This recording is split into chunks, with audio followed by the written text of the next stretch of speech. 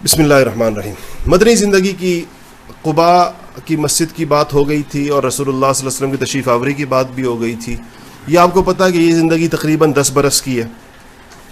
11ویں برس کے ربیع الاول میں رسول اللہ صلی اللہ علیہ وسلم کا وصال ہوا ہے. ربیع الاول کب آ جاتا ہے؟ محرم، صفر، ربیع الاول.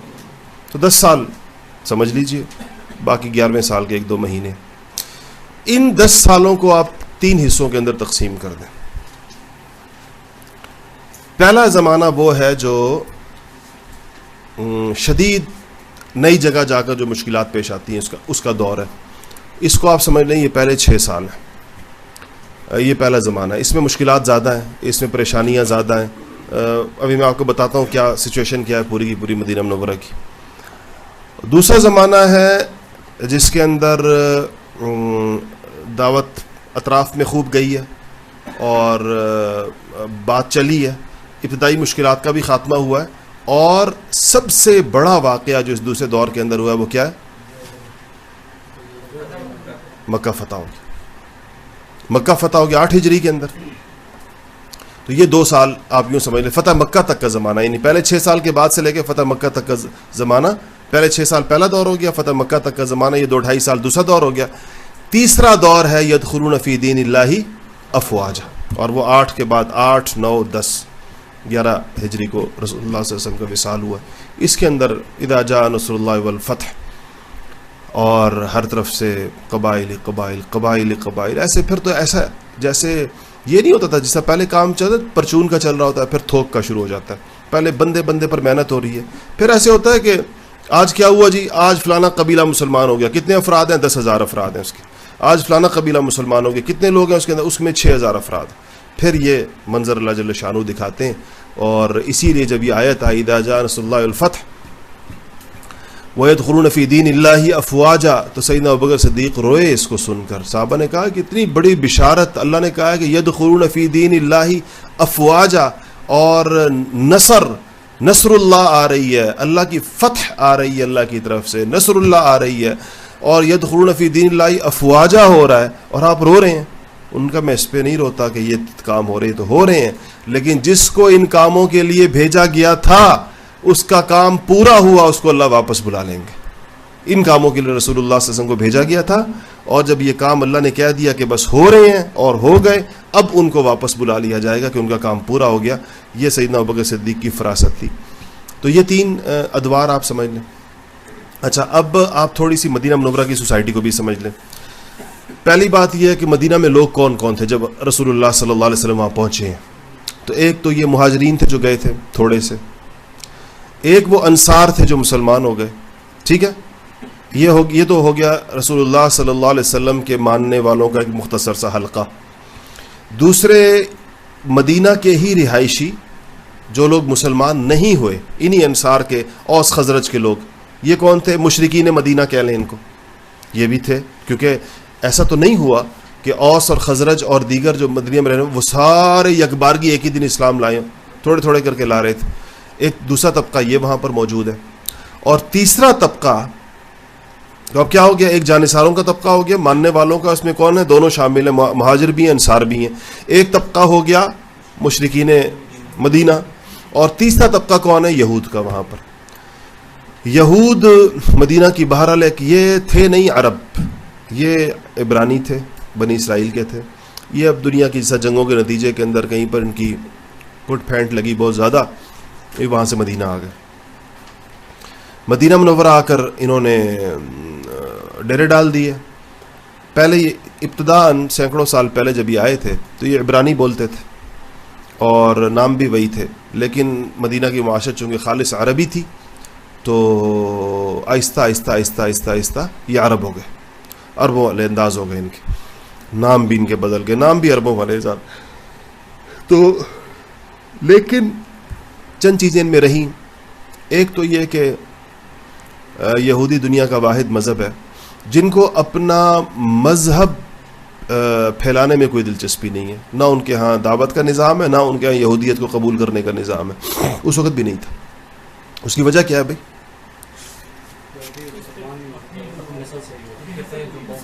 ہاں، اس لیے کہ یہ ایک نسلی مذہب ہے. وہ سمجھتے ہیں کہ بنی اسرائیل کا مذہب ہے، تو جو بنی اسرائیل نہیں ہے تو ان کو کوئی ضرورت ہی نہیں اس کے اندر آنے کی، اور اس میں آ بھی جائیں تو نہیں ہو سکتے.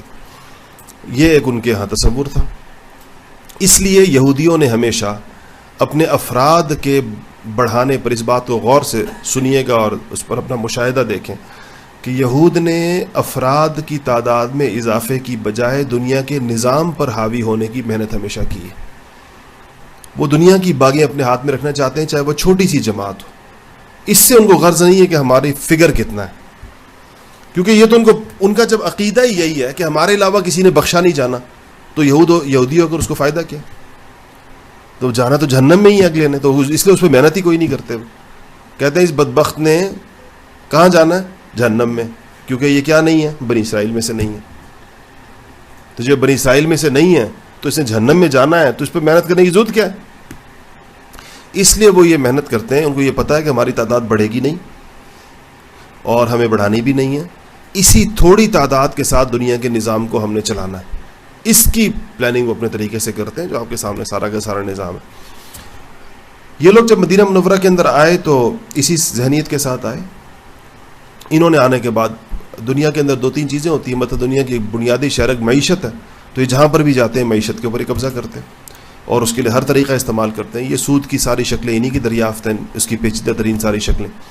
مدینہ منورہ یہ آئے، عربوں کی فراخی سے، ان کی مہمان نوازی سے، ان کے سخاوت سے انہوں نے خوب فائدہ اٹھایا.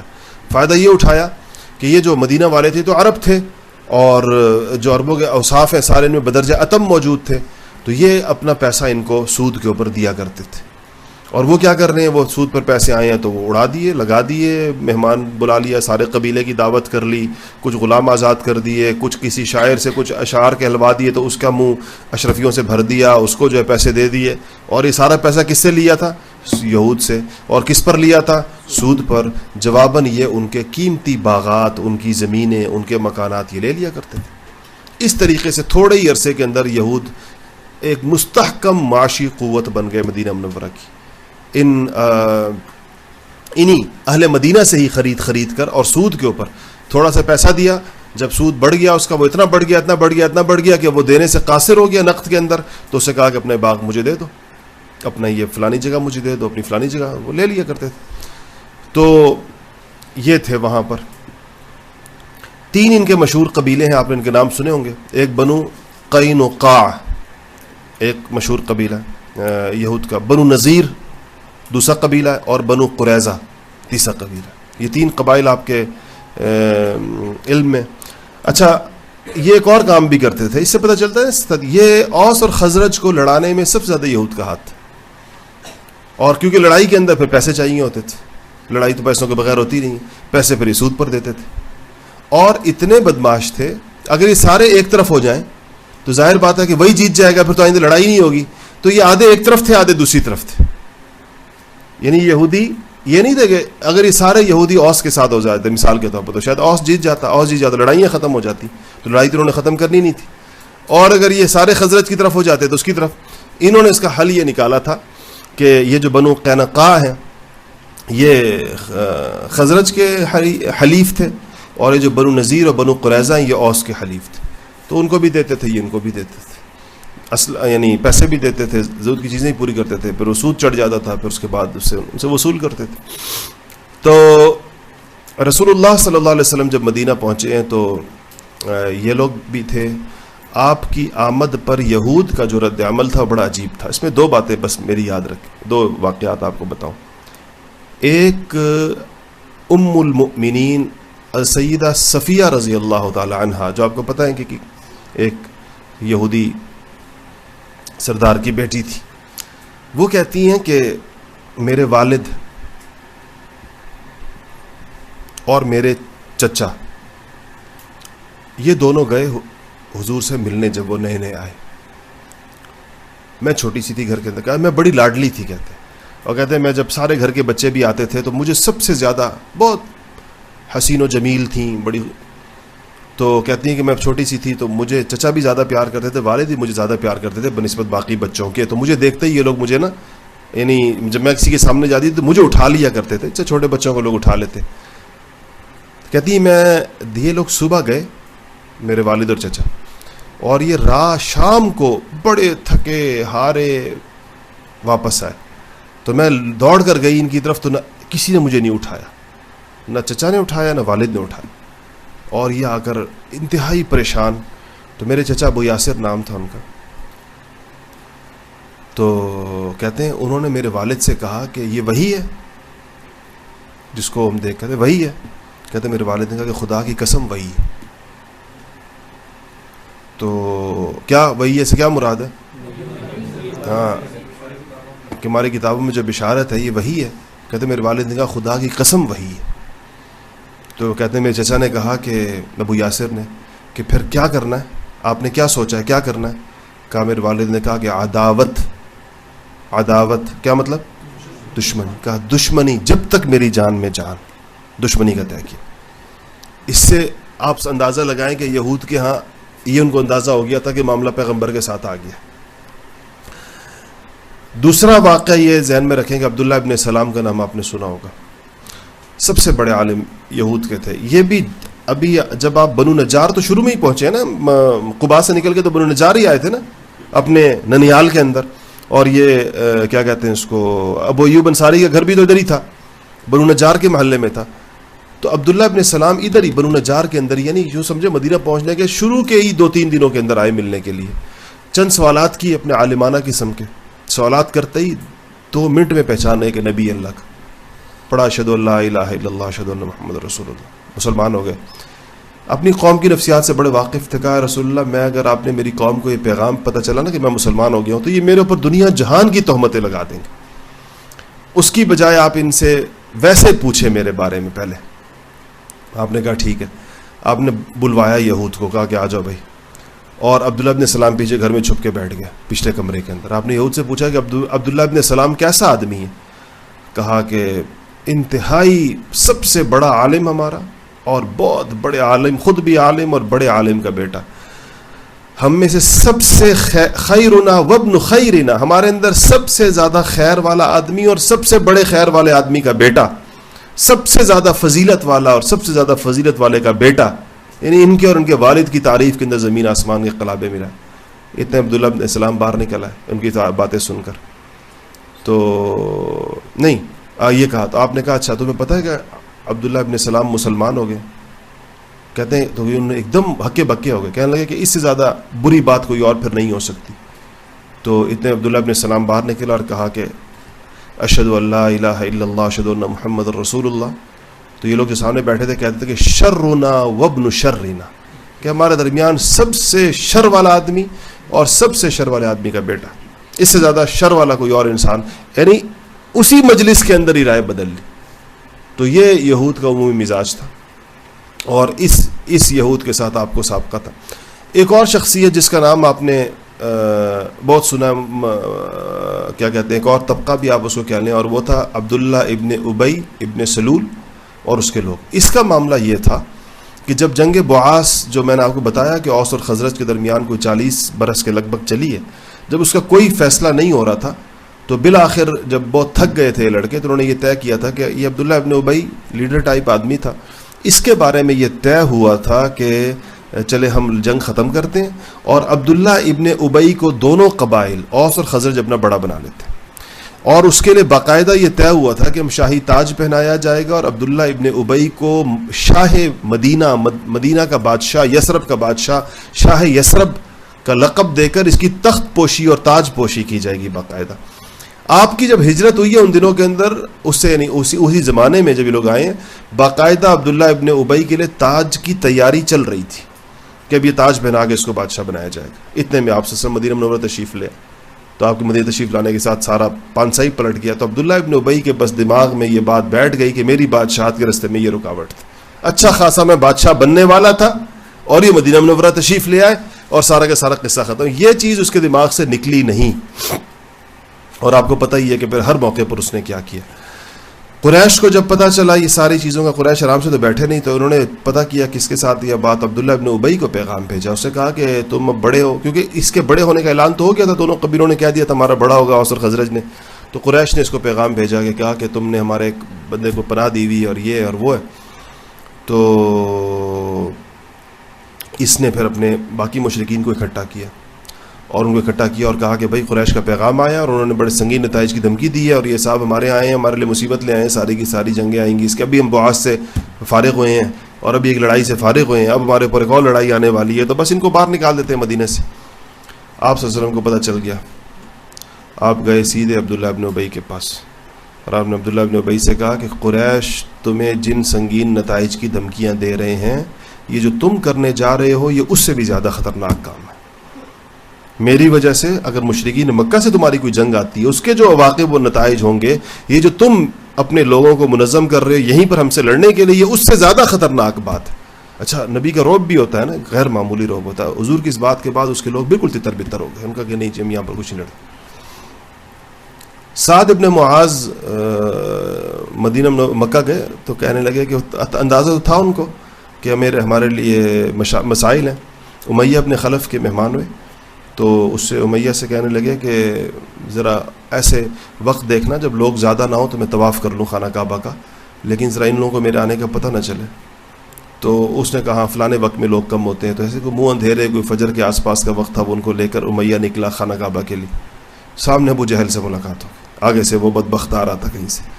تو ابو جہل نے امیہ سے پوچھا کون ہے تمہارے ساتھ, کون ہے, پہچان تو کیا ہوگا؟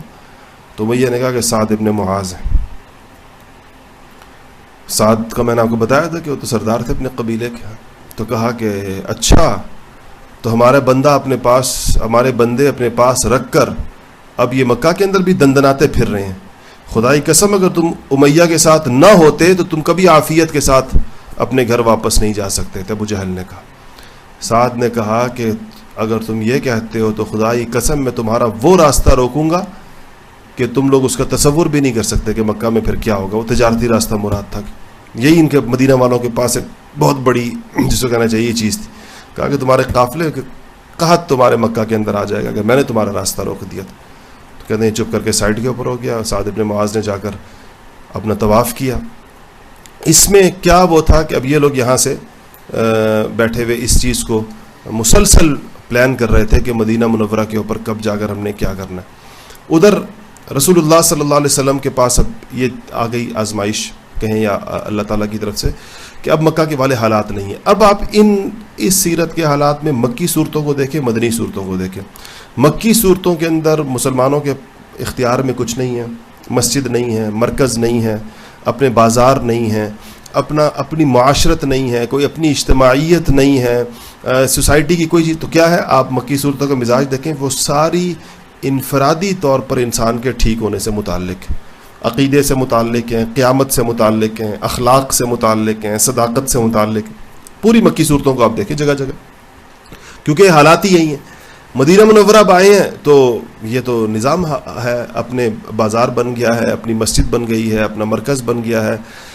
تو کیا کہتے ہیں اس کو, اس لیے اب ان لوگوں کو تیار کرنا ہے اور کہ اس پورے نظام کو انہوں نے کیسے چلانا ہے.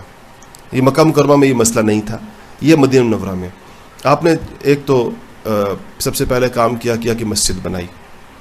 یہ 2 بچوں کی جگہ تھی, انہوں نے دینی چاہی مفت, لیکن آپ نے نہیں لی, پیسوں کی ادائیگی کی. ادھر کچھ قبریں بھی تھیں, وہ قبریں بھی اکھڑوا دی گئی, مشرکین کی قبریں تھیں کچھ یہاں پر. یہ جو مسجد نبوی پہلی بنی ہے, اس کی لمبائی جو ہے نا, یہ تقریباً یہ ہاتھ ہوتا ہے نا, یہ ہاتھ اس کو ذراع کہتے ہیں عربی کے اندر, یہ میرے خیال ہے 1 گز سے تھوڑا کم ہوتا ہے شاید. 100 ہاتھ یوں لمبائی تھی اس کی, اور اس سے کچھ تھوڑی سی کم چوڑائی تھی اس کی. یہ مرکز بنا. اب یہ صرف مسجد نہیں تھی بلکہ یہاں فیصلے بھی ہوتے تھے, یہاں پر مشورے بھی ہوتے تھے, یہاں پر کیا کہنا چاہیے اور کیا ہوتا تھا, تعلیم. سب سے بڑی بات تعلیم یہاں پر ہوتی تھی. وحی اترتی تھی تو اس کی تعلیمات بھی یہاں پر ہوتی تھی, صحابہ کی تربیت بھی یہیں پر ہوتی تھی, اور اجتماعی فیصلے بھی یہاں پر. تو کیا کیا تھا یہ اگر دیکھا جائے تو یہ یونیورسٹی بھی تھی, یعنی یہ ایک مکتب اور مدرسہ بھی تھا, یہ جو ہے یہ عدالت بھی تھی, اور یہ جو ہے یہ پارلیمنٹ بھی تھی, یا مشورے بھی ہوتے تھے, شورا بھی یہیں پر بیٹھتی تھی, اور یہ حوالات اور جیل خانہ بھی تھا, جو آ کے پکڑ کے اس کو بھی ادھر ہی بٹھا دیتے تھے یا باندھ دیا کرتے تھے. اور کیا ہوتا تھا یہاں پر, اب وہ ہو گئے سارے فیصلے ہیں. ہاں, سفارتکاری بھی یہیں پر ہوتی تھی, مہمان بھی ادھر ہی آیا کرتے تھے, مہمانوں سے ملاقات بھی یہیں پر ہوا کرتی تھی. ایک چھوٹی سی جگہ، آج بھی اس کو آپ جا کر دیکھ سکتے ہیں، انہوں نے وہ جو ستونوں کے اوپر سنہرے وہ لگائے ہوئے ہیں نا لائنیں، یہ اس رسول اللہ صلی اللہ علیہ وسلم کے زمانے کی مسجد نبوی کی کا چھت والا حصہ ہے. لیکن اگرچہ اس میں توسیع ہوئی ہے نا آپ کے زمانے میں، لیکن آپ کے زمانے کی آخری مسجد کی جو حد تھی وہ اس وقت بھی بہت واضح آپ اس کو دیکھ سکتے ہیں کہ اس جگہ سے آپ سوچیں کہ اچھا یہ آپ کو پتہ ہے جب مواخات ہوا ہے تو کل کتنے لوگ تھے جنہیں مواخات ہوا ہے؟ کوئی 90-95 لوگ تھے ٹوٹل. مسجد بنی، مسجد کے اندر یہ سارا نظام، ایک ننھی سی ریاست وجود میں آئی ہے، چھوٹی سی بالکل، اس طرح یوں سمجھیں کہ میں تو سمجھتا ہوں کہ اسلام آباد کے ایک سیکٹر سے بھی چھوٹی ہے، کیونکہ جو اس زمانے کی مسجد مدینہ ہے، اس زمانے کا جو مدینہ ہے وہ اس وقت پورا کا پورا مسجد نبوی کے اندر آ چکا ہے، بلکہ اس کے اطراف بھی. اچھا آپ دیکھیں نا کہ یہ جو مسجد غمامہ ہے، یعنی جو عیدگاہ تھی تو شہر سے باہر تھی، اب وہ مسجد نبوی کی دیوار کو ٹچ کر رہی ہو. ایک تو حالانکہ اس طرف سے توسیع بھی نہیں، توسیع ہوتی تو کب کی مسجد کے اندر آ چکی ہے. اس وقت مسجد نبوی اس زمانے کے مدینے سے بہت زیادہ پھیل گئی ہے. تو کتنے گھر ہوتے ہیں اسلام آباد ایک سیکٹر کے اندر؟ ہاں، تو مدینہ کے اندر تو 250-300 گھر تھے آخری زمانے کے اندر جا کر. 1500 کہتے ہیں کہ آبادی تھی، ہو گئی تھی آخر میں. آپ سوچیں کہ اتنی سی تعداد سے اللہ جل شانہ نے کیا کام لیا. تو پھر اس کے بعد مسجد بن گئی. اس کے بعد اب کیا ضروری تھا؟ دیکھیں آپ، یہ مواخات کیوں ہوا ہے آپ کو پتہ؟ یہ اس لیے نہیں ہوا صرف کہ مسلمانوں کو کوئی معاشی بدحالی تھی اور اس کے لیے جو ہے مواخات ہوا ہے. اصل میں مواخات ماضی کی شناختیں مٹانے کے لیے ہوا ہے، کہ یہ بات ختم ہو جائے کہ یہ فلانا قبیلے کا ہے، فلانے قبیلے کا ہے، یہ انصاری ہے، یہ مہاجر ہے، یہ فلانا ہے، یہ ڈمکانا ہے، یہ فارس کا سے آیا ہے، یہ وہاں سے آیا. آپ نے سب ان کے درمیان ایک اخوت، اسلامی اخوت، اسلامی آپس کے اندر جب تعلق ہو تو دین کی بنیاد کے اوپر ہو، نہ کہ قبیلے کی بنیاد پر ہو، نہ کہ زبان کی بنیاد، نہ کسی اور نسل کی بنیاد پر ہو. تو آپ نے ہر ایک کو ایک کو بھائی اس کا بھائی بنایا. آپ لوگوں نے اس مواخات کے قصے سنے ہوئے ہیں بہت زیادہ، اور ان انصار کی سیر چشمی کا بھی آپ نے سنا. آپ کو یہ بات پتہ ہوگی، امید ہے، کہ مواخات کے اندر ابتداءً میراث کے اندر بھی حصہ تھا. پتہ نا آپ کو اس بات کا؟ ابتدا میں جو مواخات ہوئی ہے اس کے اندر یہ بھی تھا کہ میراث میں بھی ایک دوسرے کے شریک ہوں گے. بعد میں جب قرآن کی آیت آئی ہے کہ وہ اولی الارحام اولا، کہ اولی الارحام کے اندر میراث جائے گی، تب جا کر یہ میراث کا حکم منسوخ ہوا ہے بعد میں ان کے بارے میں. انصار کی سیر چشمی اور سخاوت دیکھیے کہ انہوں نے رسول اللہ صلی اللہ علیہ وسلم سے کہا کہ یا رسول اللہ، ہمارے باغات بھی ہمارے اور ہمارے بھائیوں کے درمیان آدھے آدھے کر دیجئے، ہماری زمینیں بھی باغات بھی. آپ نے فرمایا کہ نہیں، باغات تمہارے رہیں گے. تو انہوں نے کہا کہ پھر ہم اس کے پھل میں اپنے بھائیوں کو شریک کرتے ہیں کہ ہم ان کو آدھا دیں گے. زمین کی ملکیت آپ نے ان کی جو ہے نا وہ اس کے اندر شریک نہیں فرمایا.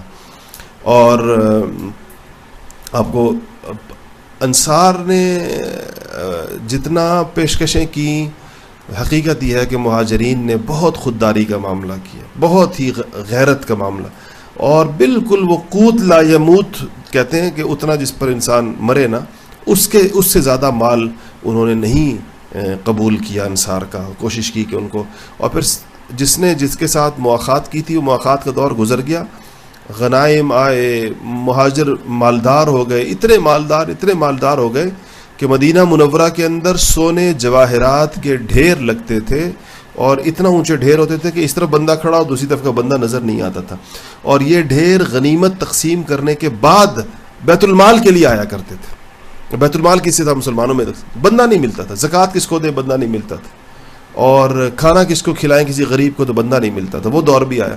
اس دور میں پھر مہاجر نے جس طریقے کے ساتھ انصار کے ساتھ اپنی چیزوں کو شریک کیا، ان کے وہ بھی اسی طرح مالدار تھے، لیکن مہاجرین نے ہمیشہ اس بات کو یاد رکھا کہ جب ہم لوگ آئے تھے تو ان لوگوں نے ہمارے ساتھ کتنا حسن سلوک کیا تھا، اور کیا کیا چیزیں ان لوگوں نے ہمیں جو ہے وہ دی تھی.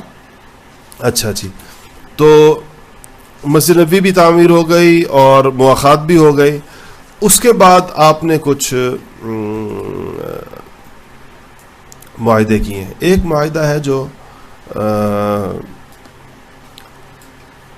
ان مسلمانوں سے ایک عہد ہے جو لیا گیا ہے، یہ جو مسلمان تھے مہاجر انصار، اور ایک معاہدہ وہ ہے جو یہود کے ساتھ ہوا ہے، اور یہود کے ساتھ معاہدہ رسول اللہ صلی اللہ علیہ وسلم کی بہت بڑی غیر معمولی فراست کی نشانی ہے کہ جس طریقے کے ساتھ آپ نے یہود کو باندھ دیا اس معاہدے کے اندر، اور اس کے ذریعے سے اپنے لیے مدینہ منورہ کے اندر قدم جمانے اور لوگوں کی تربیت کرنے اور جو ماحول اپنے لوگوں کو چاہیے ہوتا ہے اس کو پیدا کرنے کا جو معاہدہ مسلمانوں کے ساتھ ہوا ہے، اس کی پہلی شق یہ تھی کہ ہم مسلمان غیر مسلموں سے الگ ایک امت ہیں.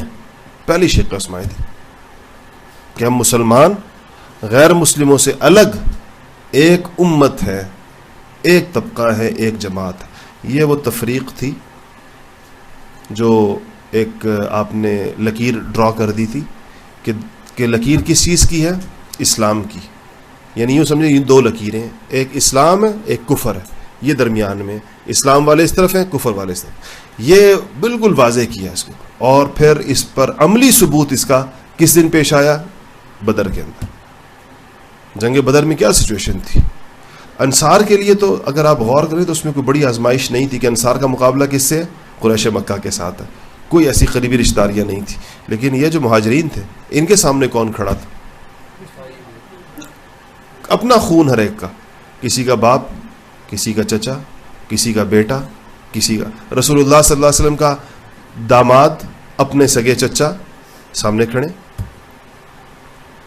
اور اس دن جو ہے رسول اللہ صلی اللہ علیہ وسلم کے لیے اور جس جذبے کے ساتھ دیکھیں، یعنی یہ ایک اگر آپ اس کو عرب قبائلیت اور عصبیت کی اس پہ دیکھیں تو بہت مشکل کام، لیکن اسلام ایسا رگوں کے اندر اب دوڑ چکا تھا کہ اس نے ان ساری باقی چیزوں کو مکمل طور پر ان کے لیے پیچھے. تو یہ جو امت ہم بار بار کہتے ہیں کہ امت بنانے کا نبی امت بناتا ہے، وہ یہی ہے کہ اسلام کے نام پر لوگوں کو اسلام کے نیچے جوڑا جائے. اسی لیے بہت سارے یعنی علماء کی یہ رائے ہے کہ تحزب اور یعنی حتیٰ کہ ایسی جماعتیں بنانا مسلمانوں میں جس سے مسلمانوں میں تفریق پیدا ہو، یہ جائز ہی نہیں ہے. انتظامی طور پر تو چیزیں ہو سکتی ہیں کہ انتظامی طور پر، لیکن باقاعدہ ایسی جماعتیں اور ایسے نام رکھنا، ایسی جماعتیں بنانا، ایسے لوگوں کو گروہوں کے اندر بانٹنا اور پھر اپنی انہی نسبتوں کے اوپر فخر کرنا، یہ خالص امت پنے کے مزاج کے خلاف ہے. اسی کو تو ختم کیا گیا تھا، اسی پر تو. اس لیے ہر وقت ایک انسان کے ذہن میں یہ بات رہنی چاہیے، اپنے دل میں یہ ضرور ٹٹولنا چاہیے کہ دیگر مسلمانوں کے بارے میں آپ کی رائے کیا ہے. اگر آپ کا کسی جماعت سے تعلق ہے، آپ کا کسی تنظیم سے تعلق ہے، آپ کا کسی تحریک سے تعلق ہے، آپ کا کسی مدرسے سے تعلق ہے، آپ کا کسی شیخ سے تعلق ہے، اور کیا تعلقات ہوتے ہیں، جو بھی جس قسم کا بھی آپ کا، جو لوگ اس سے وابستہ نہیں ہیں ان کے بارے میں آپ کی رائے کیا ہے. اگر آپ ان کے بارے میں اپنے دل کے اندر ایک خاص قسم کے اپنے اسلامی بھائی ہونے کا جذبہ محسوس نہیں کرتے تو اس کا مطلب یہ ہے کہ آپ امت سے باہر ہیں. آپ کے دل کے اندر امت والے جذبات ہیں ہی نہیں. اس لیے اس بارے میں اپنے دلوں کو بہت ٹٹولنا چاہیے.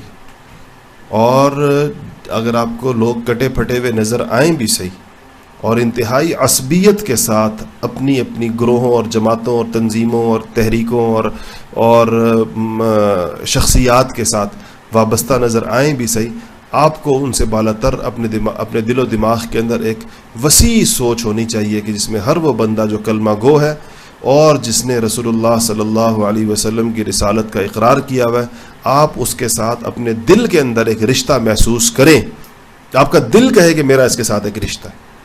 یہ کیفیت اگر انسان کی خدا نخواستہ نہ ہو تو یہ بڑی محرومی کی بات ہے، بہت ہی محرومی کی بات ہے. باقی انشاءاللہ کا اچھا جناب عالی.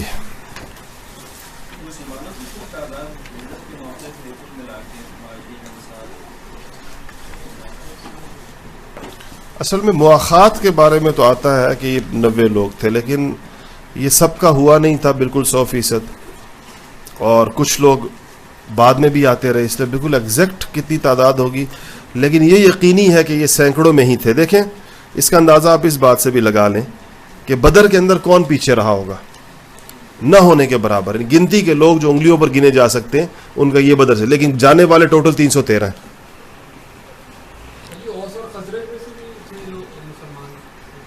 نہیں سارے اوس انصار مدینہ اوس اور خزرج ہیں نا سارے.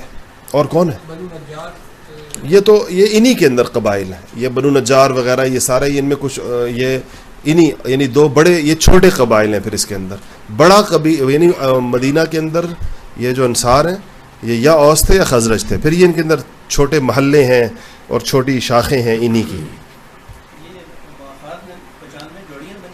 جی 95 جوڑیاں. تو یہ دیکھیں نا آپ اس سے اندازہ لگائیں کہ بدر میں کل لوگ کتنے ہیں؟ 313.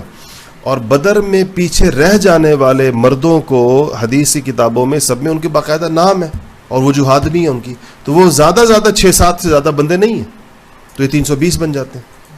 بہت زیادہ ہو جائے 325 ہو جائیں گے, بہت زیادہ ہو جائے. تو 325 سے زیادہ بالغ مرد مدینہ منورہ میں مسلمان ہجرت کے. بدر کب ہوئی ہے؟ 2 ہجری کے اندر. تو اگر اس کے اندر کئی لوگ ایسے ہوں گے جو ان 2 سالوں میں مسلمان ہوتے, بوقت مواخات اس سے بھی کم تھے ظاہر بات.